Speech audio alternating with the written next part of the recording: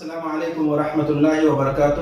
صفا on line کے خاص پروگرام مذاکرہ میں آپ کا خیر مقدم ہے۔ میں ہوں آپ کا میزبان منور سلطان۔ قربانی اہم ترین عبادت ہے۔ قربانی گاؤں کے لوگ بھی کرتے ہیں، شہر کے لوگ بھی کرتے ہیں، میٹرو سٹی کے لوگ بھی کرتے ہیں، کیونکہ قربانی سب پہ واجب ہے اگر صاحب استطاعت ہے تو، صاحب حیثیت ہے تو۔ اب یہاں پہ سوال یہ ہے کہ چونکہ قربانی کرنا آسان کام نہیں ہے، تو گاؤں کے لوگ انفرادی طور پہ کر لیتے ہیں، اپنے اپنے گھروں میں کر لیتے ہیں، لیکن شہروں میں اور زیادہ تر شہروں میں یہی نظام ہے کہ اجتماعی قربانی ہوتی ہے۔ بہت سے لوگ کسی ادارے میں، کسی تعلیمی ادارے میں، مدرسے میں، کسی مسجد میں لوگ اپنے اپنے حصوں کے روپے جمع کراتے ہیں اور وہاں ایک اجتماعی نظام ہوتا ہے قربانی کا۔ تو قربانی کا یہ جو نظام ہوتا ہے اجتماعی، اس میں عملی طور پہ بہت سی دشواریاں ہوتی ہیں، اور چونکہ یہ مسئلہ شرعی ہے لہٰذا آج ہم اس پہ بات کریں گے کہ اس کی شکلیں کیا ہیں اور جو چیزیں رائج ہیں یا جو عملی دشواریاں ہیں کیا شرعی اعتبار سے اس کی کیا حیثیت ہوگی، اسی پہ آج ہم بات کریں گے۔ اور میرے ساتھ موجود ہیں مولانا مصطفیٰ ندوی بندی صاحب۔ مولانا خیر مقدم ہے ہمارے پروگرام میں، آپ تشریف لائے۔ مولانا جو شکل ہوتی ہے اجتماعی قربانی کی، تو ایک تو شکل ہوتی ہے جو بڑے ادارے کرتے ہیں، اور اکثر اداروں کو یہی کرنا چاہیے کہ ایک ان کے یہاں صاف نظام ہوتا ہے، اعلان نکلا اتنے کے حصے ہیں، پیسے جمع ہوئے، جانور خریدا گیا، قربانی ہوئی، اور پھر اس کا ایک حساب ان کو دے دیا گیا، پیسے بچے تو پیسے واپس کر دیے گئے۔ ایک طریقہ یہ ہوتا ہے۔ وہیں پہ بہت سی تنظیمیں، بہت سے ادارے اور بہت سے افراد اس طرح بھی کرتے ہیں کہ وہ لوگوں سے پیسے لیتے ہیں اور یہ سوچتے ہیں کہ اب میں اس پیسے کا وہ ایک طرف سے وکیل ہو گیا، اور جانور خریدتے ہیں، قربانی کرتے ہیں، اور بعد میں اس کا کوئی حساب کتاب نہیں ہوتا، بلکہ اس میں جو بیچ کی بچت ہوتی ہے وہ اس کو ایک طرح سے اپنا محنتانہ یا منافع تصور کرتے ہیں۔ تو آپ کی کیا رائے ہے کہ یہ جو دونوں شکلیں ہیں، خاص طور پہ اس کے علاوہ بھی شکلیں ہو سکتی ہیں، لیکن یہ جو دو شکلیں ہیں ان دونوں میں کیا فرق ہے، کیا بہتر ہے؟ بسم اللہ الرحمن الرحیم۔ دو شکلیں جو آپ نے رکھی ہیں سامنے، دونوں میں بڑا نمایاں فرق ہے۔ پہلی شکل کی جانور کے لیے حصے متعین کیے جائیں اور حصوں کی رقم ایک تخمینہ لگا کر، اندازہ لگا کے بتلا دیا جائے۔ وہ رقم جمع ہو گئی، اس کے بعد جانور خریدے گئے اسی کے آس پاس، اور اس کے بعد حساب کیا گیا۔ اگر بائی چانس جتنی رقم جمع کی گئی تھی اس سے زیادہ خرچ ہوا تو ان لوگوں سے لیا جائے، اور اگر بچ گیا ہے تو انہیں واپس کیا جائے۔ یہ نظام بہت صاف ستھرا ہے اور بہت اچھا ہے، اور اسی نظام کو عملاً ہونا چاہیے، گرچہ اس میں کچھ مشکلات ہیں۔ اگر جو لوگ قربانی کے لیے حصہ لیتے ہیں، اگر ان سے یہ بات واضح کر لی جائے کہ آپ نے جو رقم جمع کی ہے اندازاً ہم اس کے قریبی خریدیں گے، لیکن ہو سکتا ہے 150 روپے، 1500 روپے بچ جائیں، تو ایسی صورت میں آپ اس کے لیے ہمیں یہ اجازت دے دیں کہ ہم کسی کار خیر میں اس کو لگا دیں۔ اگر یہ اجازت لے لی جائے تو عملاً اس کو کرنا زیادہ آسان ہوگا، ورنہ ہر کسی کو جس نے حصہ لیا ہے اسے پیسے لوٹانا یا اس سے پیسہ لینا یہ بہت مشکل ہوتا ہے۔ انہی لوگوں سے پیسہ لینا آسان ہوتا ہے جو بہت آپ کے قریب ہیں اور بہت ہی اس سے جڑے ہوئے لوگ ہوتے ہیں۔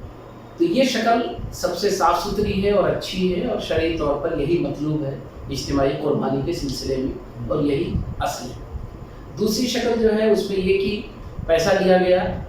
حصے متعین کیے گئے، اور اس کے بعد جانور خریدا گیا اور ذبح کر دیا گیا، وہ ختم ہو گئی بات۔ اس میں یہ نہیں دیکھا گیا کہ وہ زیادہ ہوا یا کم ہوا۔ اندازاً ایسی صورتحال میں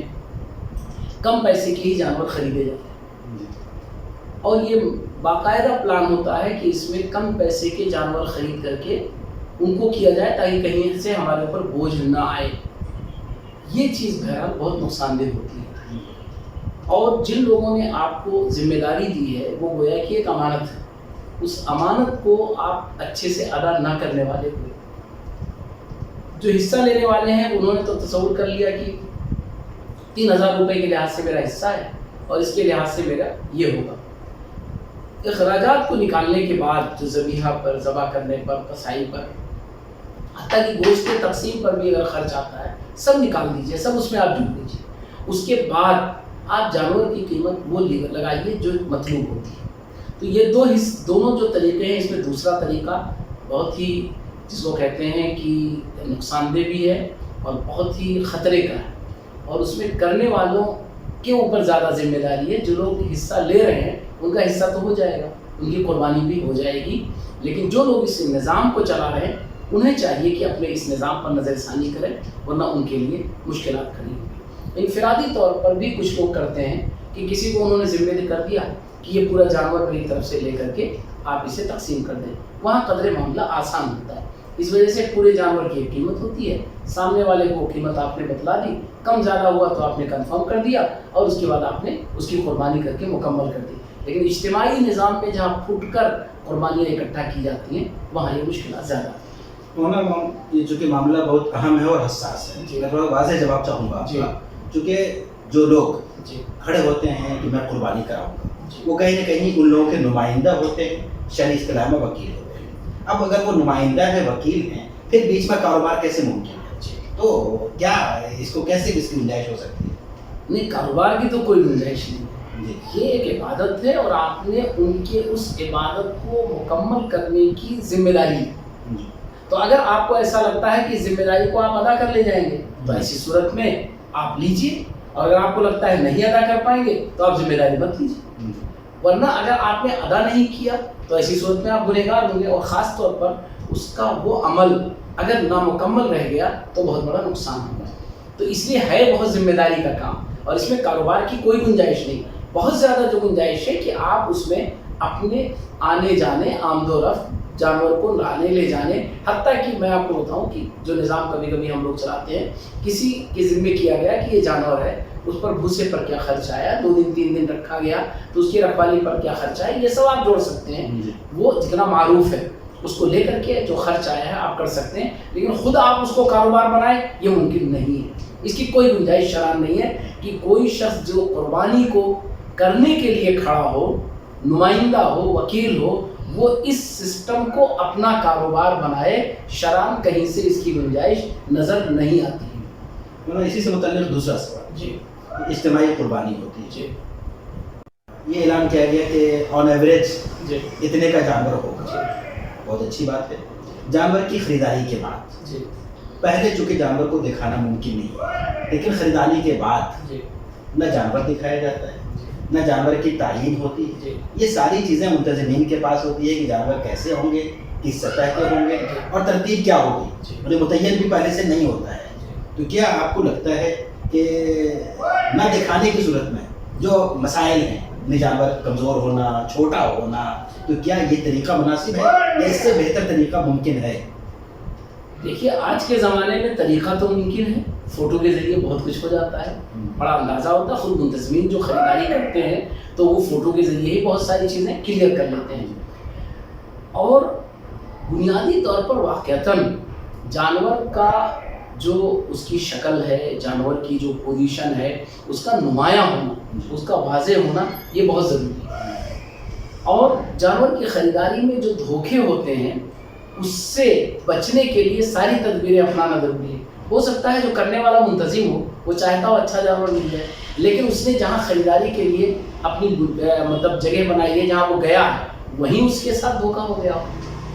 لیکن منتظم بچ جائے گا اگر اس نے اپنی حد تک کوشش کی ہے. اس میں بالکل صاف یہ ذہن رکھیے کہ جو لوگ قربانی ذمہ داری کسی کی دیتے ہیں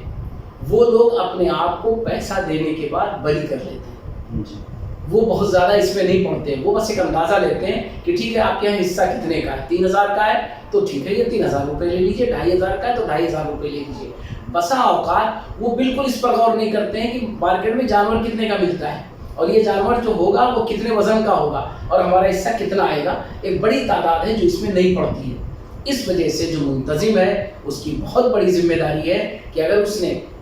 60-70 کلو جانور کو طے کیا ہے اور یہ طے کیا ہے کہ اس جانور کی قربانی ہونی ہے تو وہ اسی جانور کی، اسی جیسے جانور کی قربانی کرے اور اس سلسلے میں اپنی ممکنہ حد تک ساری کوشش کر ڈالے، کیونکہ وہ ایک ایسا نمائندہ ہے جس کے سامنے اسے نمائندہ بنانے والا کھڑا نہیں ہے. اللہ کے سپرد اس نے کر دیا ہے اور یہاں جو کچھ محاسبہ ہوگا وہ اللہ تعالیٰ کرے گا. ہو سکتا ہے دینے والا نہ کرے لیکن اللہ تعالیٰ اس کا محاسبہ ضرور کرے.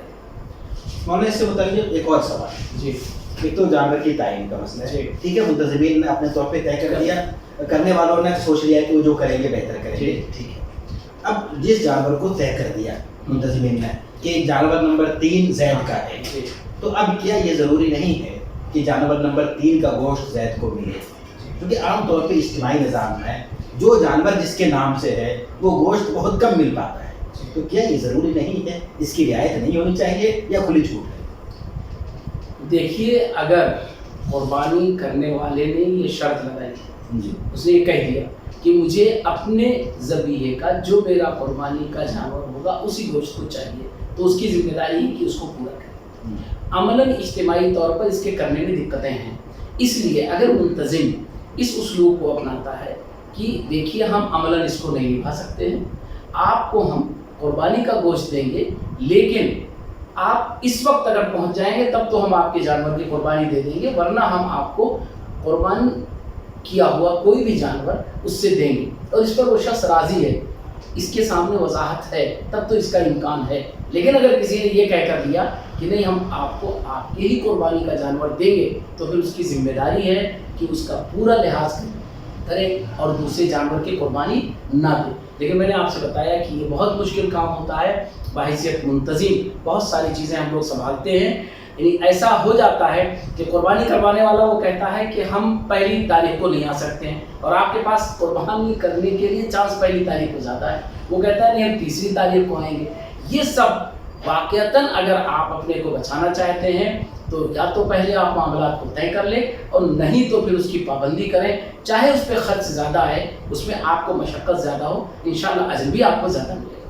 گا۔ آپ جن مشکلات کی بات کر رہے ہیں یقیناً مشکلات ہیں، کیونکہ اجتماعی کام ہے اور آپ نے ایک اجتماعی ذمہ داری لی ہے مشکلات، لیکن میں عرض کروں کہ ایسے کئی ادارے ہیں جنہوں نے گوشت کی تقسیم کا ایسا نظام بنایا کہ پہلے دن جنہوں نے جو حصہ طے کیا اس کا ایک نمبر الاٹ کیا، اس کی ایک بڑی سی پنی انہوں نے الاٹ کر دی، جس طرح گوشت جانور ذبح ہوتے گئے اسی ترتیب سے انہوں نے پیک کر کے رکھ دیا۔ اب ٹھیک ہے کہ ایک وقت طے کر دے کہ 3 بجے 4 بجے تک ہم دیں گے، تو ہر ایک کا گوشت یعنی جس جانور میں جس کا نام ہے اس کے نام سے اس کی پیکٹ اس نمبر کے ساتھ پیک ہے، تو تھوڑی سی اگر مطلب کوشش کر لی جائے تو کیا ایسا نہیں ہو سکتا ہے؟ میں نے کہا نا کہ منتظم کو چاہیے کہ وہ اگر جس جانور کی قربانی ہے اور قربانی کرنے والا چاہتا ہے کہ وہ گوشت وہ لے جائے تو اس کا اہتمام کرے، اور نہیں کر سکتا ہے تو وہ پہلے سے بتا دے۔ اگر سامنے والا نہیں راضی ہے کہ نہیں مجھے اپنے قربانی کا گوشت چاہیے تو معذرت کر لے، ممکن ہے آج کل کے وسائل میں اور زیادہ ممکن ہے، بس ایک ہی میں نے کہا کہ اس کو یہ تعین کر دینی چاہیے کہ اتنی دیر سے اتنی دیر کے درمیان آپ کو یہ کرنا ہوگا، نہیں تو پھر ہمارے لیے مشکل کر دے۔ جو گوشت ایک نازک چیز ہوتی ہے اور خاص طور پر موسم کے لحاظ سے بہت ساری چیزیں نازک ہوتی ہیں، تو حقیقت یہ جو بھی دشواریاں ہیں ان کا حل ہے، حل میں آپ کو اپنے آپ کو ذمہ دار ثابت کرنا ہے۔ اگر ذمہ دار سمجھ کر آپ نے قربانی کی ذمہ داری لی ہے، اسے نبھانے کے لیے اگر آپ کوشش کرتے ہیں، پلان کرتے ہیں، پلاننگ کرتے ہیں، تو یقین جانیے آپ کر لے جائیں گے۔ اور اگر آپ کو لگتا ہے نہیں کر پائیں گے تو آپ کیوں اس میں پڑھنے جا رہے ہیں، کیوں اس کو کرنے جا رہے ہیں؟ کر سکتے ہوں تو کیجئے، ورنہ اس کو نہ کیجئے۔ جب قربانی کی بات آتی ہے تو ذہن فوری جاتا ہے کہ جہاں جہاں قربانی ہوتی ہے اس کے آس پاس صفائی کا مسئلہ بہت اہم ہوتا ہے، اور آج کے وقت میں جو حساسیت بڑھ گئی ہے بڑے کے گوشت کے حوالے سے، تو اس سلسلے میں جو بے توجہی ہوتی ہے آپ کیا کہیں گے؟ نہیں، اس میں کوئی شک نہیں کہ جس طرح قربانی کرنا بہت اہم ہے، ویسے ہی قربانی کے آس پاس کی صفائی اور قربانی کر دینے کے بعد اس جگہ کی صفائی بہت اہمیت رکھتا ہے۔ اس کو آپ یہاں سے سمجھیں کہ رسول اللہ صلی اللہ علیہ وسلم نے کہا کہ اگر جس چاقو سے آپ جانور ذبح کر رہے ہیں اسے تیز کر لیں، اس چھری کو تیز کر لیں، تو آپ جانور کو ذبح کرنے میں اس لیے چھری تیز کر لیں کہ تاکہ وہ بآسانی ذبح ہو جائے، اسے مشقت نہ ہو، جس کو ذبح کر رہے ہیں آپ، تو وہاں آس پاس کے رہنے والے انسانوں کو، اگر آس پاس آباد گھر والوں کو اگر تکلیف ہو تو پھر ایسی صورت میں نبی کریم صلی اللہ علیہ وسلم کی ہدایت کی ساتھ رہے گی۔ تو یہ بالکل صاف بات ہے کہ ہمیں جانور کی قربانی سے لے کر اس جگہ کی صفائی اور اس کے جتنے بھی مشغولات ہیں، جتنے بھی معاملات ہیں، جتنی بھی ایسی چیزیں ہیں جو بچتی ہیں ان سب کا بھی انتظام کرنا چاہیے اور اس کی پوری کوشش کرنی چاہیے کہ ہم وہ لوگوں کے لیے تکلیف دہ نہ بنائیں۔ جانور ہم نے ذبح کیا ہے قربانی کے بطور، اللہ کو خوش کرنے کے لیے، ایک عبادت ہم نے کی ہے، اس عبادت کے بعد لوگ اس عبادت کے اثرات سے تکلیف محسوس کریں، یہ ہمارے لیے بہت نقصان دہ ہوگا۔ اس لیے ہمیں چاہیے کہ جانور کے جب پلان کریں جہاں قربانی کا، وہاں اس کے صفائی سے لے کر کے ان تمام چیزوں کی پلاننگ کریں جو چیزیں وہاں سے ہمیں ہٹانی ہے اور وہاں کی جگہ کو تعفن سے، بدبو سے ہمیں بچانا۔ مولانا ایک آخری سوال، جی عام طور پہ دینی اداروں میں جی قربانی کا نظم، جی اور بظاہر یہ بھی لوگ سمجھنے لگے ہیں کہ دینی اداروں کا ایک کام یہ بھی ہے کہ مختلف علاقوں میں قربانی کا نظم کریں، حالانکہ جتنا یہ مشکل اور نازک کام ہے اس کے حوالے سے، اور پھر اس تناظر میں بھی کہ اب چمڑوں کے ذریعے سے اداروں کا کوئی خاطر خواہ فائدہ نہیں ہوتا ہے، تو ایسی ذمہ داری لینا جس کو ہم بہتر انداز میں نبھا نہ سکیں، کیا یہ ضروری ہے، یا عام لوگوں کو بتا دینا چاہیے کہ یہ ہم نہیں کر سکتے ہیں، آپ لوگ نظام بنائیے، میں بھی اس میں ایز اے فرد شامل ہوں؟ بہت اہم بات کہی آپ نے کہ موجودہ حالات میں پچھلے کئی سالوں سے یہ بات بہت مشکل ہو گئی ہے کہ ہر جگہ، ہر چھوٹے ادارے یا ہر کوئی کہیں بھی کسی ادارے میں قربانی کرے۔ اس سے پہلے بڑا آسان تھا، ابھی ادھر کئی سالوں سے بہت ساری دشواریوں کی وجہ سے یہ بہت مشکل ہو گیا ہے۔ دوسری چیز یہ ہے کہ قربانی کے جانور کی مشکلات، پھر قربانی کے گوشت کو تقسیم کرنے کی مشکلات بہت بڑی ہے، اور آپ یہ سمجھیے کہ اس میں کوئی شک نہیں کہ قربانی کا گوشت کھا لینا قربانی نہیں ہے، یہ ذہن میں رہنا چاہیے۔ قربانی کا گوشت استعمال ہونا بہت ضروری ہے، اور قربانی کے گوشت کو ضائع کرنا یہ بہت خرابی ہے۔ اس لیے ایسی تمام جگہوں پر جہاں اس طرح کی قربانیوں کا نظم ہوتا ہے، وہاں نہ قربانی صحیح سے ہو پاتی ہے اور نہ اس کے گوشت کی تقسیم اچھے سے ہو پاتی ہے، یہ دونوں خرابیاں آتی ہیں۔ تیسری چیز جو آپ نے کہی کہ ہر چھوٹے اداروں کو یا ہر دینی اداروں کو یہ سمجھا جاتا ہے کہ قربانی کرانے کی ذمہ داری ان کی پر ہے سماجی، قطعی طور پر اس بات کو کلیئر کرنا چاہیے، واضح کرنا چاہیے کہ قربانی یہ انسان کے اوپر، ہر اس شخص کے اوپر جو قربانی جس کے اوپر ہے اس کو کرنا اس کی ذمہ داری ہے۔ ایک دینی طور پر جو ادارے تھے پہلے وہ اس کا اہتمام صرف قربانی کی وجہ سے کرتے تھے کیونکہ وہ ایک متعین آمدنی تھی، اب وہ بھی ختم ہو گئی۔ اچھی بات ہے، اجتماعیت کا مرکز ہیں دینی ادارے، انہیں چاہیے کہ اس کی طرف رہنمائی کریں، لیکن لوگوں کو اس پر ابھاریں کہ قربانی کرنا یہ آپ کی ذمہ داری ہے، وہ آپ بہت اچھے انداز میں کر سکتے ہیں۔ ہم بھی سماج کے ایک فرد کے طور پر آپ کا ساتھ دیتے ہیں، اور آپ اس قربانی کے نظام کو سنبھالیے اور اسے کیجیے تاکہ قربانی کا پورا فائدہ بھی لوگوں کے سامنے آ سکے، لوگوں کے قلب و ذہن متاثر ہو سکے۔ بالکل ہمیں اس پر یقین رکھنا چاہیے کہ قربانی کا عمل ایک نہایت ہی اہمیت کا عمل ہے، نازک عمل ہے، اور اسے جب بھی ہم ذمہ داری لیں تو بہت اچھے سے کرنے کا عہد کریں، اپنی گنجائش دیکھیں، اپنی استعداد دیکھیں کہ ہم اسے اچھے سے کر پائیں گے یا نہیں کر پائیں گے۔ اگر کہیں بھی ہمیں محسوس ہوتا ہے کہ اس میں کوئی جھول رہے گا، اس میں کوئی کمی ہوگی، اس میں کوئی خرابی آئے گی، تو ہم یہ ضرور سمجھیں کہ یہ خرابی ہماری اکیلے عبادت کی خرابی نہیں ہے، یہ دسیوں لوگوں کے عبادت کا مسئلہ ہے، ان کی عبادت کی ادائیگی کا مسئلہ ہے، انہوں نے ہم پر بھروسہ کیا ہے، اس لیے ہم اس کو اچھے سے کر سکیں تو کریں، نہیں کر سکتے ہوں تو اس کے لیے نئی ٹیم، نیا گروپ وجود میں لائیں اور ان کے ساتھ مل کر کے ہم قربانی کا نظام بنائیں۔ بہت شکریہ ناظرین، آپ دیکھ رہے تھے صفا آن لائن کا خاص پروگرام مذاکرہ، اور آج ہم بات کر رہے تھے قربانی، اجتماعی قربانی سے متعلق جو مسائل ہیں اور ملک کے موجودہ حالات کے تناظر میں اس مسئلے کی جو حساسیت ہے اس پہ آپ نے سنا کہ جہاں ایک طرف منتظمین کی ذمہ داری ہے، وہیں عام سماج کی بھی ذمہ داری ہے کہ منتظمین کا ساتھ دیں، تعاون کریں اور ایک ایسا نظام ڈیولپ کریں جس سے بڑی حد تک لوگوں کو شکایت کا موقع نہ ملے۔ خاص طور پر جو صفائی کا مسئلہ ہے، گوشت کی تقسیم کا مسئلہ ہے، اس پہ بہت زیادہ توجہ دینے کی ضرورت ہے۔ ہمیں امید ہے کہ یہ پیغام آپ تک اور آپ کے ذریعے ملک کے بڑے حصے تک پہنچے گا، اور ہم سب مل کے اس قربانی کو ایک بہتر قربانی، مثالی قربانی اور اپنے علاقے میں ایک ماڈل نظام بنا کر پیش کرنے کی کوشش کریں گے۔ بہت بہت شکریہ، جزاک اللہ، اللہ حافظ۔